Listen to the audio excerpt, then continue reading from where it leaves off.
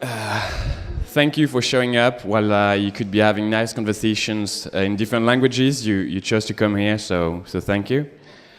I don't have a PowerPoint, so you just, instead of looking at beautiful pictures, you just have to look at me. I'm sorry. Today we're going to talk about, so the promise was more time, more energy, and more focus. So I'm just going to be sharing a few stories and two very simple techniques that have made a huge impact on my life in terms of productivity. So first let's talk about, like the first half of this presentation is mostly going to be about problems we have, and the second half about solutions we might have. Problem number one, I think that's the most common issue with people, maybe less so with polyglots, is we don't have enough time. Only 24 hours a day. We all want to spend more time on languages. Maybe we promise ourselves we're going to spend more time, but it doesn't always happen. That's problem number one. Problem number two, a lack of motivation. I would call this a matter of energy. Maybe we have a lot of energy to get started on a new language, and after a few hours, the energy level drops, the motivation drops, and so we need to find a way to keep that motivation stable. Problem number three, the quality of our learning, which is a matter of focus. Can we actually do the things that matter, and when we do them, do we have enough mental energy to focus and learn? Like, if you're going to spend 1 hour learning, is it going to be the most you can make out of it, or are you going to be only half focused? Like, how deep can you learn, basically? I wanted to, and on top of that, of course, we have all the challenges of the language itself, the pronunciation, the vocabulary, the grammar, and so on. So, you know, that's only the tip of the iceberg. I wanted to give this talk because I spent way too many years learning about productivity and time management, so I wanted to give back and share. And another aspect of this talk is we've all seen impressive videos of polyglots speaking, you know, 20 languages or whatever the number. And what is very interesting and very impressive, what I like to offer is a way to not just see the impressive results, but the incremental progress. So how do we start from whatever number of languages we know till a dozen or whatever number we fancy? I'm going to start with my own little story. I used to suck at doing anything. Like, that was really bad. I had so many ambitions. I wanted to, I don't know, I would just borrow language methods to try and pick up languages. I wanted to do a lot of creative work, learning how to code, creating levels for video games, learning musical instruments. But, you know, if you do too many things at once, you don't get anything done. And I would start a lot of projects, but I would never complete them, so I would kind of fail. I don't think we fail. We only fail when we give up. But when you have too many things, you just have to give up on a few of them. So I spent a few years, like, I don't know, 10 years or so, working on productivity, on self-help. You have lots of different names for it. A quick show of hands, who here has ever been into like self-help, personal productivity? A few hands, maybe 10% of people. You have a lot of good stuff on the topics. There's a lot of BS also, like, so you have to filter things out a little. Eventually, things clicked and sort of paid off for me. My favorite quote on the topic would be, "Organization is the key to success." I'm not showing it. Yeah, that's the other part. No, I'm not showing anything. So, yeah. You just have to look at me and listen to me. I'm sorry. So, organization is the key to success, and the lack thereof, the reason for failure. So basically, if we get organized, it doesn't matter if it has to do with work or languages, but with languages, I think languages are much more challenging than many kinds of work. We just need to get organized. I'm going to share the top 2 techniques I've learned. They've helped me, well, in terms of work, I was able to, I teach English, and I was able to write a training that's about twice Glossica plus 7 times Assimil combined in just 1 year. So I think I owe it all to just the productivity techniques I was using. A lot of motivation also, but to keep the motivation high, we need some discipline. And in terms of languages, the techniques I'm going to share help me boost my Russian, which I was neglecting, and maintain my Hungarian. A quick question, I'll repeat the suggestions because there's only one microphone. Which unit can we use to measure our progress in a language? Any ideas? Which unit can we use? Like if you want to know how far you are in a language. Number of words you know. That's a good one. Not easy to measure. What else? What that? Yeah. 3 months what? Video? Uh-huh. Okay. What else? Uh-huh. Uh-huh.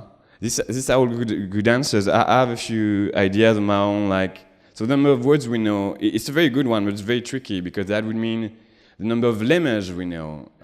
So lemma is roughly a word found in the dictionary. So if you say in English, a book, that would be one lemma, and books, plural, 2 books, would be the same lemma, but to book, the verb, would be a different lemma.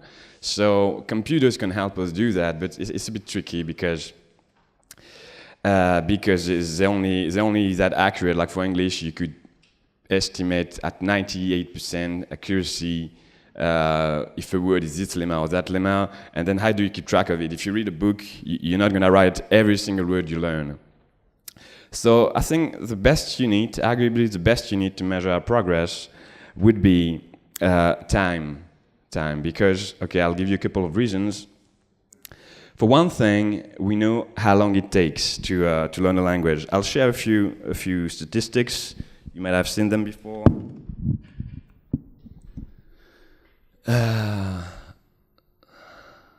So this one. This is from a very good report from the Foreign Service Institute. So these are only rough estimates. It's going to depend on your background language and how many languages you know and so on, but these are still pretty useful. So roughly, let's say if you come from an English-speaking background and you learn Japanese, it might get you 2,200 hours, and well, that would be roughly to B2, professional proficiency, roughly. Then depend on the language. If you're learning Russian, for example, maybe aim for 1,100 hours and so on. We have estimates for different languages, like this one is for Russian. So basically, starting from scratch and to get to B2, you would need about 1,100 hours.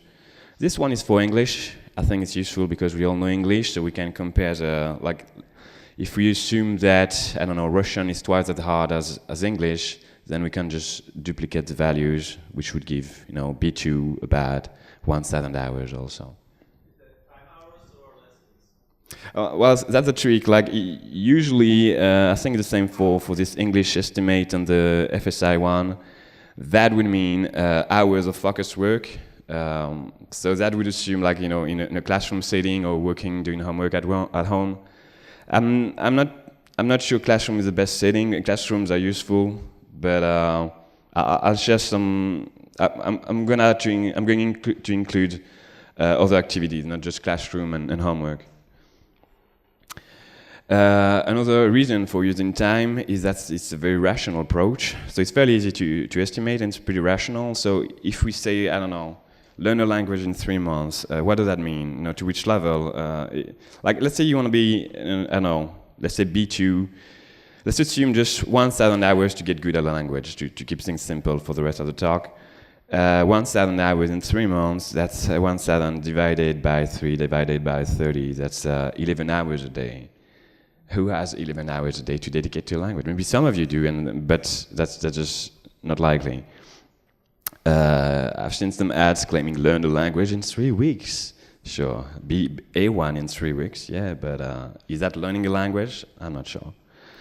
So I like to focus on facts, reality, not a pie in the sky. Marketing everywhere deceives us, telling us it's going to be fast, easy, fun, and it's going to be for free. All those things at once, it's not possible. There's always a price to pay for anything, and when we accept that, then we can get organized. Which brings me to the next item. So let's say we want to dedicate 1,000 hours to a language to get good. How do we do that? We need the information. We have the information. The books are there. You can borrow as many books as you want. There's so much free stuff on the internet.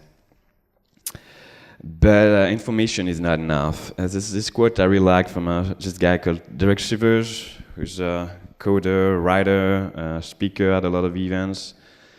It goes like this: if more information were the answer, we would all be billionaires with perfect abs.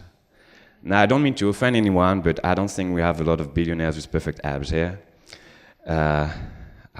I know, for example, I should spend more time outdoors, and still I'm very white. So information is not enough. We need to change our behaviors. We need to take action. So a little less information and a little more action. How do we get more active? How do we build habits? How do we get more energy into our lives? And I would sum it up this way: how do we build positive addictions? Like, you love something so much, you just hooked, and you get incredible results out of it. So I have one answer to this: how to get more things done, basically, and that would be discipline. Discipline. Who likes that word? It's like old-fashioned. It's like, this is, okay, you can picture like a teacher about to hit you with a ruler. That's kind of what it looks like, discipline. Or maybe it has a military, even a fascist flavor. And it seems like it's out of fashion. It's like we don't need discipline anymore. I think it's quite the opposite. There's so much information, so many ways to get distracted. We need discipline more than ever. Our parents didn't have these issues. They didn't have this flood of information coming from cell phones and computers, advertisement everywhere. So we need discipline and self-discipline in particular to get control over the things we do. Now, is discipline a matter of being a bit like a robot? I think it's quite the opposite. It's about managing our emotions. There's a risk to only practice languages when we feel like it. Why not? But then discipline becomes a matter of managing our emotions, so we feel like it, we feel like practicing every day, very often, and with enough discipline, with the right behaviors, we're even going to end up practicing even when we feel tired, even when we don't feel like it, just because it's become a habit. This goes something like, first you think you control your habits, and then your habits control you. So it's very hard to change a habit, but it's very rewarding, because if you set up a habit where you practice language, I don't know, every morning, every day, morning, day and night, then you're gonna get results. Just because if you just focus on the number of hours, you're gonna see that progress. Which another way to look at it is that I like the concept of emotional intelligence. So emotional intelligence, there's a book written about it by Daniel Goleman. It's the idea of recognizing your own emotions and the emotions of others more easily, because it's just a very good asset. We talk a lot about intelligence in the traditional sense, being able to use logic and reason, which is of course an asset. But emotional intelligence helps us understand our own emotions and manage them better. And if you have the right emotions, you're going to do the right thing. If they're out of control, we're going to have bad things. Which leads me to the two techniques. Two very simple techniques to have more time. There's only 24 hours a day, so that means spending more time with the language, having more energy, having more focus. Technique number one. I was lucky enough to learn about that one from a friend who didn't follow a training about how to be more productive. Ironically, he told me what was in the training, but he didn't really apply the principles. I never used that training, but I used the principles, and ended up having my most productive month ever. The technique is very simple. Some of you might have heard of it. I call it using a countdown timer, or the names for it: time boxing, Pomodoro. Pomodoro is when you use So use a countdown timer. I'll tell you the specifics. It's really not complicated.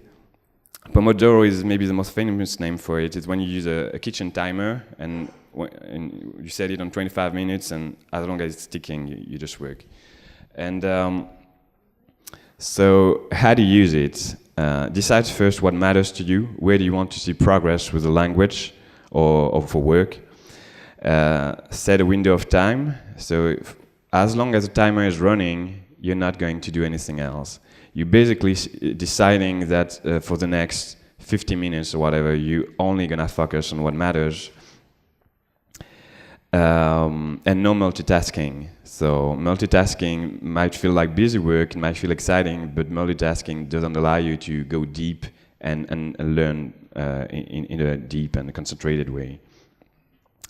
I can't overemphasize just how simple the technique is. It gives you focus. It's the closest thing to having focus on demand. If you just want to get some focus, you just set a countdown timer to, 50 minutes, and you're gonna be able to get some focus out of it.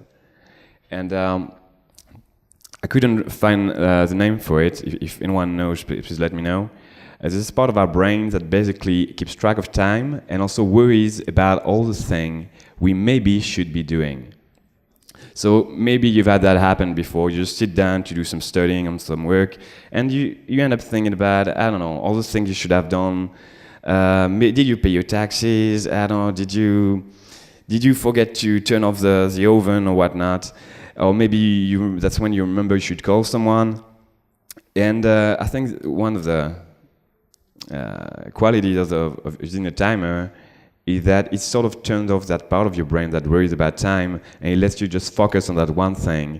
And it's like you're leaving all of your problems at the door, and you just focus on the one thing you want to work on. A couple of pieces of software. Oh, and it's also one good way to manage stress. I think stress is a good thing. It's good stress and bad stress, of course. But stress lets you focus your energy to get something done. So it's about managing stress, and using a timer like this, a countdown timer, helps you manage the stress to have more done.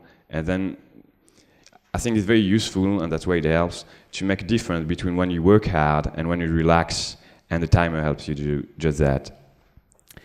If you need a piece of software on the Mac, you can use Alinof Timer, A-L-I-N-O-F. It's free. On the Windows, you can use Orzeszek Timer, O-R-Z-E-S-Z-E-K. When to use it? I would suggest you all try it next time you want to study, next time you want to focus. And when you have too little time, I think it's a very good way to use it. The idea of starting with a low-hanging fruit. Maybe you don't have enough time for the one language you want to be learning, or maybe you're learning a ton of languages and there's this one language you've been neglecting. And so just start with the low-hanging fruit. Just commit to practicing 10 minutes every morning of that language. 10 minutes is nothing. Like, there's no excuse. No one has an excuse for not practicing a language 10 minutes. It doesn't matter which language it is. What to do? Well, when you get started, let's say it's a new language or a language you haven't used in a while, I would suggest using maybe Babadoom. Babadoom is this program. It's been getting pretty popular. I wouldn't say you learn things with Babadoom, but you sort of pre-learn them. That is to say, like, for example, here we have four images, and you get to hear the audio on the live website, and you just click on the answer. And this way you can work with 1,500 words. And again, you're not really learning things because you need to learn this word in the context of a sentence, not just isolated like this. But it's a very good way to get back into a language, and it's very playful, so it doesn't feel like you're working. You could use Duolingo, whatever you want. The idea is, if you just start with 10 minutes a day, is gonna set you the foot in the door. So the foot in the door technique is mostly used in sales. It's the idea if you're buying, I don't know, used cars, a salesman might try to get you to say yes and yes again on very simple things. And the more you say yes, the more you commit yourself to sticking on the same behavior. So in sales, it's a bit sleazy and it's a way to manipulate people, but you can just use the foot in the door technique. It's also called using baby steps on yourself to just get you slowly, but for sure, to do the things you want to do. So bottom line, no excuse. If you cannot do 10 minutes a day, you can't do it. And so maybe that language is not that important, or maybe you have other priorities. But if the language matters to you, you can find 10 minutes a day. And the advantage of it is also that once the timer rings, once you're done, you can move on and you can feel happy about what you did. Because if you're too busy with work, for example, you might worry that you're not gonna have you're gonna spend too much time with the language at the risk of having too little time for those things. So 10 minutes for starter. The ideal time would be 50 minutes. If you can get 50 minutes of focused work with the timer, you should see some good results. And don't go over 90 minutes, because after 90 minutes, we're all only humans, and after 90 minutes, the quality of your concentration is going to go really down. And the best thing after 90 minutes to be productive is actually to take a break. It's much better to work for 90 minutes and take a 10-minute break than work 3 hours in a row, and by the end of it, you might actually be undoing what you were doing. Ironically, it's a time management technique, but ironically, it's not about time, it's about focus. It's about how good your focus can get. And with the timer, you should see some good results. Technique number 2, there are 2 parts to it. So the first part is using a work log or a language log. Very simple. Every time you do something in your target language, you just write it down. It does several things. It's the power of journaling. It commits yourself in writing. If you commit yourself just mentally, or mentally is the worst, but if you say to a friend you're going to do something, it's a bit better. But the best is to write it down, because that's how you really commit yourself. It's just, it's like the act of writing programs yourself to do the things you want to do. When you write also, you get feedback and perspective. We think better in writing. Exchanging ideas is great, thinking about stuff is great, but writing it down lets us see, what we're actually dealing with, and we'll see the value of it for language learning in a bit. Also, when you write it down, you build a positive feedback loop. You feel good about what you've accomplished. Someone was saying on Thursday, progress is motivation. So 1,000 hours to master a language, let's say. If you study for 1 day or 2, you're not going to see any results. But if you keep a trace of it in the log, then you're going to feel sort of proud of yourself because you've accomplished something. You've gotten just a little closer to your goal. And also, it's addictive. The more you do it, maybe you just start with 10 minutes a day, and then you're going to feel like, oh, I just want a little more. Actually, it might help you create some frustration where you just want to do more all the time, which is ideal. Another reason for keeping a language log: a life worth living is a life worth recording. It's a quote from Tony Robbins, a self-help guru or icon. A life worth living is a life worth recording. So if you really love languages, I think it makes sense to keep track of what you've been doing. I'll share an example. It's a bit small. So I tried to just take an example of a typical day. This was early May, so I just write the language, the activity, then maybe on the next line the book title. I do this in text format, maybe, but that's just because I'm a geek. Maybe you want to do it as a spreadsheet, that would be more convenient. So I just write down what I did. Let's say, May 4th, some grammar in the morning, some TV shows, went to a class, some TV, some grammar before going to bed, and so on. Obviously, it's always going to be more interesting when it's your log. And so how to keep the log? You have different ways. One of them is, well, if you use a timer, then you know how much you did and you can just write it down. If you're not on the computer, I would just take an index card like this.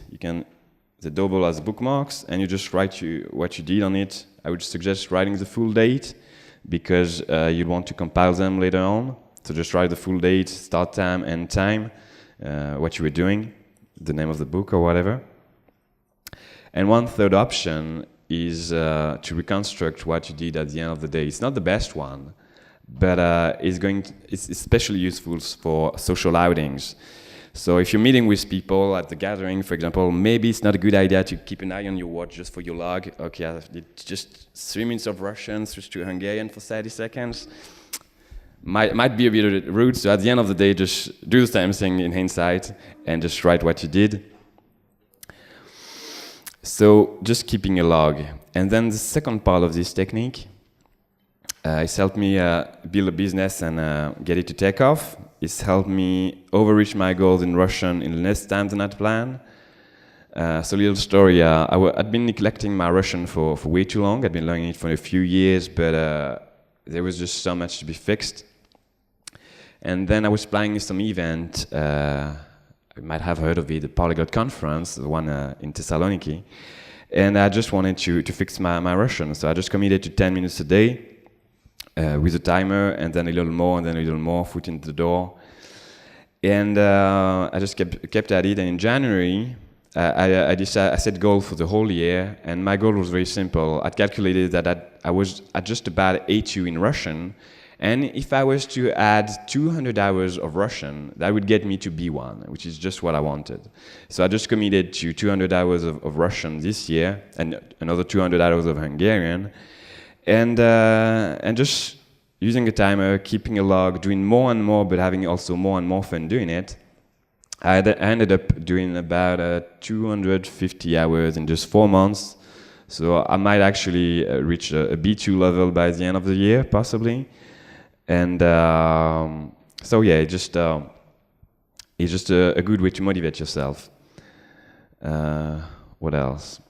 So the other side of the technique, that's what helped me in business a lot, is at the beginning of every month, you just do a monthly recap of what you did the previous month.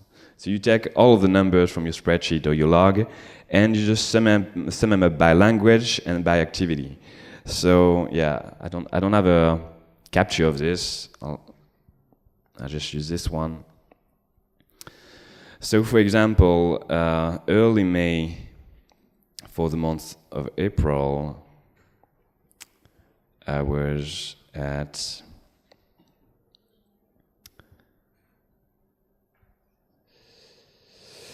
so yeah, in the month of April, I did 118 sessions of Russian for about 98 hours.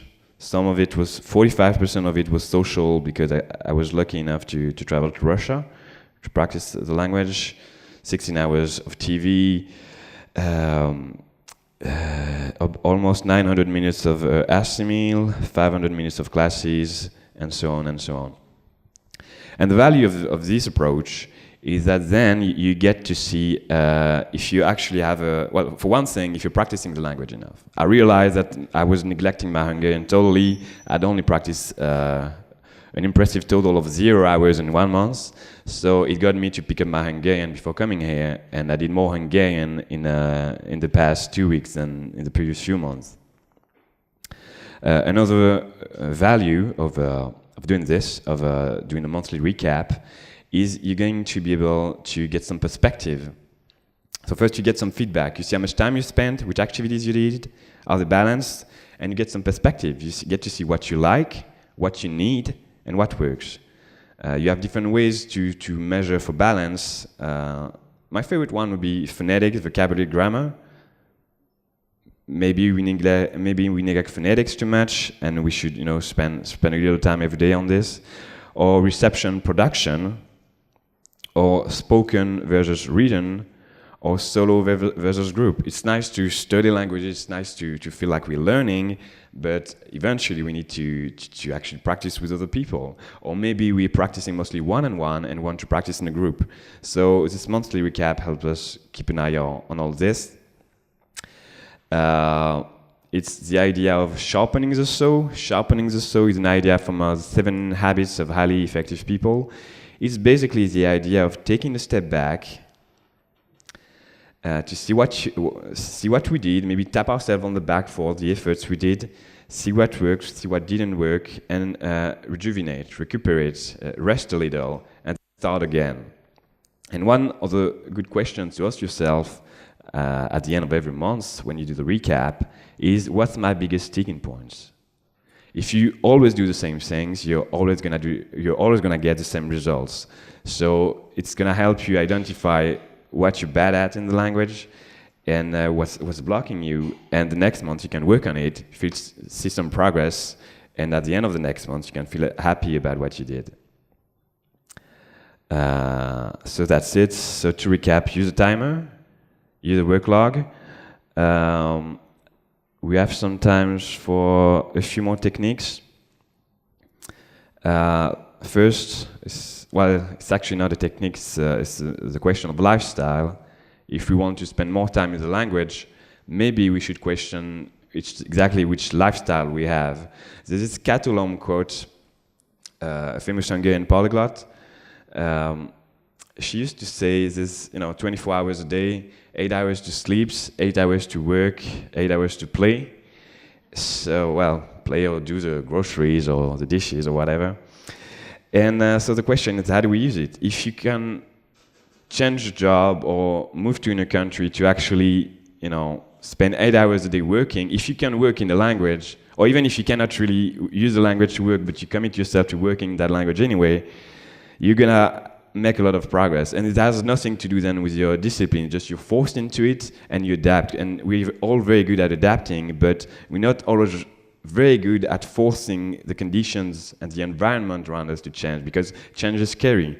But if we can't find the courage to change that environment and change our lifestyle, then we can design the life we want instead of just letting it be random. Another technique, the morning ritual, is getting more and more exposure. There was a book recently on the same idea, The Miracle Morning. So the morning ritual or morning routine is just the idea that every day when you start your day, you always do the same things, but it helps you start your day on the right foot. A very common one is to start by drinking a lot of water. Maybe brush your teeth, get rid of the bacteria, drink a lot of water, keeps you hydrated. Maybe then, that's what I do, that's for languages. Then I move on to practicing Russian for just 10 minutes. Then I exercise for just 10 minutes, same thing. We all have 10 minutes to do the things that matter, it's just 10 minutes. And then I get started working, and a bit later I eat. Just having the same thing all the time means it becomes a habit and you don't have to think about it. So if you can find time for languages every morning this way, it's a big advantage. I started training for people to learn English, and what I tell them is, just get up a bit earlier and practice with the training for, whatever you have, 10 minutes, 20 minutes, 50 minutes. And a lot of students actually end up doing that. They get up maybe at 6:30 instead of 7:30 to practice the language for an hour, and they get results. And it's hard at first, but that's the beauty of habits again. Like if it becomes part of if it becomes normal, after about 2 months, you can consider a habit has stuck. Then after 2 months, if you don't do it, it feels weird. If I don't practice my Russian 10 minutes, if I don't drink a lot of water when I get up, it just feels weird. It's like I'm missing something.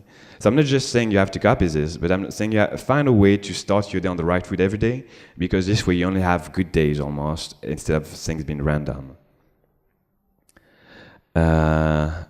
Nutrition. Another note about keeping hydrated. It's just somewhat an anecdote, but I find it fascinating. If we don't drink enough water, then our brain is not hydrated enough, so it's going to perform less efficiently. And in addition, if we don't drink enough, then our lungs are not going to function properly, which means we're going to have less oxygen, which means that our brain is going to work even less efficiently. In some tests, people who are dehydrated scored lower on IQ tests. So if you want to get smarter, basically, just drink more water. That's not complicated. Another one, baby-proof the house. So baby-proof the house, what does that mean? Baby-proof the house for all of the distractions. So for example, don't visit Facebook. If you really want to use Facebook, only use Messenger, so you're not distracted. And the rule of thumb, if you can afford it, depending on your line of work, no email before noon. Emails is basically people asking us to do things for them. While it's fine, that's not how you should start your day. You should start your day on your own agenda based on what you want to achieve. No Facebook or the social networks at all, or if really you want to use them, don't use them before 7 p.m. or whatever. Just set some rules so that you don't get distracted, or just close your account or whatever. That just identify the distractions and just nip them in the bud, get rid of them. In the same idea, work on your environment, quiet work conditions. That's where the timer helps also. Maybe slide at home, maybe as soon as you're studying, someone comes and interrupts you. So if you have a timer and you can get people in your life to respect the time you spend focusing, basically, unless the house is on fire, when you're working, when the timer is running, no one should come and interrupt you, because interruptions are very unproductive. It takes a while to get back in the same mindset. So that's one thing. The other thing would be to work on your environment. So, I don't know. Could be anything, quiet work conditions, as I said, but also finding ways to reduce the frictions. An example I like to use is if you want to learn how to play the guitar, the worst thing you can do is keep it in its case. If your guitar is always in its case, just the friction of having to open the case, take it out, you're not gonna play so much. So just if you're learning the guitar, just put it somewhere very obvious. You see it all the time, and you're gonna pick it up and you're gonna use it. Same with languages. So you could put post-its everywhere. You know all of those techniques, but just find a way to make the language part of your environment and to get rid of anything bad inside of your environment. A last very simple technique would be power naps. If you're lucky enough to be in immersion and maybe practice the language, I don't know, 4, 5, 6, 7 hours a day, then I would suggest taking a nap just in the middle of the day, because this way you have like 2 days for the price of one. You get your energy back up and your ability to focus and do more backup, and that's it. Thank you for listening, and if there's any questions, we have a few minutes.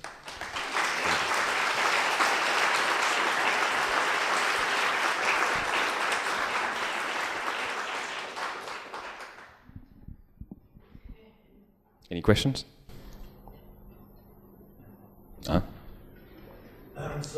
Thank you very much, and it was a lot of very cool techniques, and some of them remind of how software developers also make their life more efficient. One thing I've noticed is that sometimes productivity, for example, of me goes higher towards Wednesday, and sometimes I just have to just do something on Monday and Tuesday, because it's not very, I realize it's not very efficient, but I'm kind of waiting for this super zone, super inspiration, which will come on Wednesday, where I will do like 90% of the week's job. How do you deal with that? So the question would be how to maintain your motivation and energy and focus throughout the week? Yeah, there are certain moments when you're way more productive. Right. Well, I would say is that I used to be the same. Like I would have this weeks where I was weeks rather than days where I was working like crazy, and other weeks where I was way too tired and not achieving anything. And really, for me, I can't speak for everyone, but for me, white work is really the morning ritual, because then like every day, you're still gonna have days better than others, because maybe you have a lot of energy one day, but you have to do something very boring, for example. But with the morning ritual, it just helps you feel mentally and physically productive and with a lot of energy. So it basically, for me, it's helped me keep my energy much more stable and much more predictable. And in that same spirit, doing a clear cut between when you work and when you rest is really going to make a difference. Do you have time for one more? Okay. So that's it. We're out of time. Thank you.